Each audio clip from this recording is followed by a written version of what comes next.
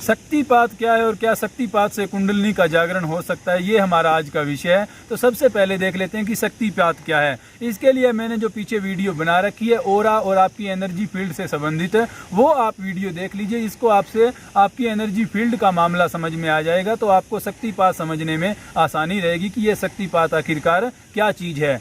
शक्तिपात में क्या है कि हमने पहले बात की थी कि हर आदमी की अपनी एक एनर्जी होती है। तो जैसे कि गुरु नानक देव की, बुद्ध की, उन लोगों की एनर्जी फील्ड बहुत ज़्यादा स्ट्रॉन्ग होती है, और भी जो गुरु है या महापुरुष है। और हमारी भी एक एनर्जी फील्ड होती है जो एक आम मनुष्य की एनर्जी फील्ड है, उस प्रकार से। अब शक्तिपात में क्या है कि एनर्जी का ट्रांसमिशन, मूलभूत सिद्धांत शक्तिपात में यही है कि एनर्जी, हम अपनी एनर्जी से दूसरे की एनर्जी को ऊपर उठाने की कोशिश करते हैं, वही शक्तिपात है। एनर्जी का ट्रांसमिशन ही शक्तिपात है। अब शक्तिपात में भी कई तरह के शक्तिपात होते हैं, जैसे कि कुंडलिनी जागरण के लिए एक अलग तरह का शक्तिपात हो सकता है, ब्रह्मपात अलग बताया जाता है, उद्रवपात, और कई प्रकार के इसमें अलग अलग प्रकार के पात हैं। लेकिन उतना आप इस गहराई में मत जाइए। मूलभूत बात यही है कि अपनी शक्ति को दूसरे में ट्रांसमिशन करके, तो वही आपका जो है शक्तिपात हो गया।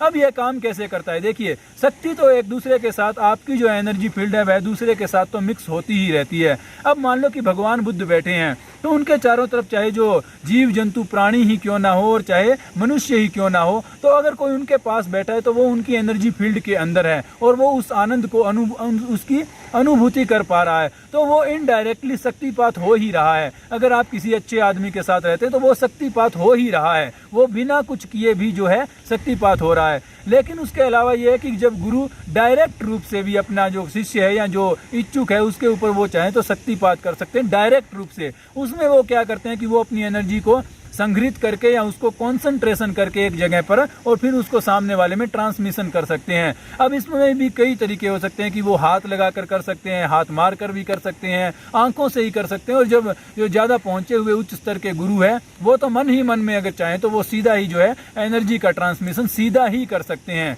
तो ये आपके शक्तिपात हो जाता है।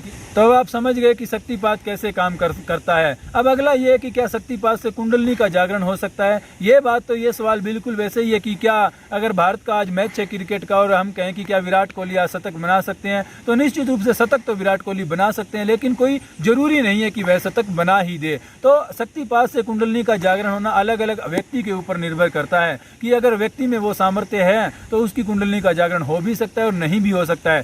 शक्तिपात काम क्यों नहीं करता है इस मामले के अंदर कई बार, इसका कारण ये है, जैसा कि हम कई बार देखते हैं कि कोई गुरु वगैरह होते हैं, वो लोगों पर शक्तिपात कर रहे हैं और लोग ऐसे उछल उछल कर गिर रहे हैं। तभी वहां पर मान लो कोई पत्रकार या कोई खोजी टाइप के आदमी पहुंच जाते हैं, वो कहते हैं कि ये तो ढोंग है, सब आप हमारे ऊपर कीजिए। और जब वो गुरु उनके ऊपर शक्तिपात करता है तो कुछ भी उनके ऊपर असर नहीं होता। ऐसा क्यों होता है? देखिए, इसमें बहुत से तो जो लोग करते हैं वो ढोंग करते हैं, ऐसे उछलना वगैरह शक्तिपात के नाम पर, वो तो ढोंग है। लेकिन असल में भी ऐसा होता है, परंतु वो कुछ लोगों पर काम क्यों नहीं करता? काम ना करने की वजह यह है कि हर आदमी के अंदर ही परमात्मा है और उसकी अपनी एक शक्ति है।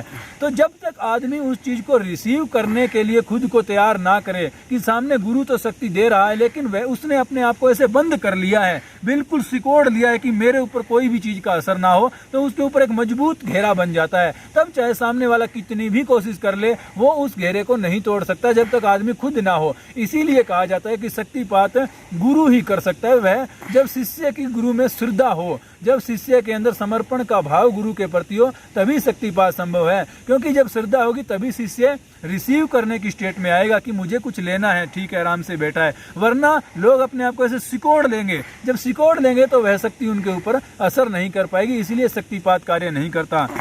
और जहाँ तक कुंडलिनी जागरण की बात है, तो मैं आपको अपनी समझ से, जितने भी लोगों से मेरी बात हुई है और जितना मैंने जाना है वो मैं बता दूं कि कुंडलिनी जागरण आपके जो पूर्व जन्म के कर्म और आपकी समझ के ऊपर ही निर्भर करता है। अगर आपने वो कुछ किया है तब तो वह किसी भी माध्यम से हो सकता है। अगर आपने कुछ भी नहीं किया, मात्र ज्ञान ले लिया, उससे हो गया, मात्र आपको जानकारी से हो गया, कुछ मंत्र वगैरह पढ़ने से कुंडलिनी का जागरण हो गया, कोई साइकोडेलिक ड्रग्स का सेवन करने से भी कुंडलिनी का जागरण हो जाता है और शक्तिपात से भी हो जाता है, और कई बार कुछ भी आप इंटेंस करो उससे भी कुंडलिनी का जागरण हो जाता है। तो वह तो आपके लेवल पर निर्भर करता है।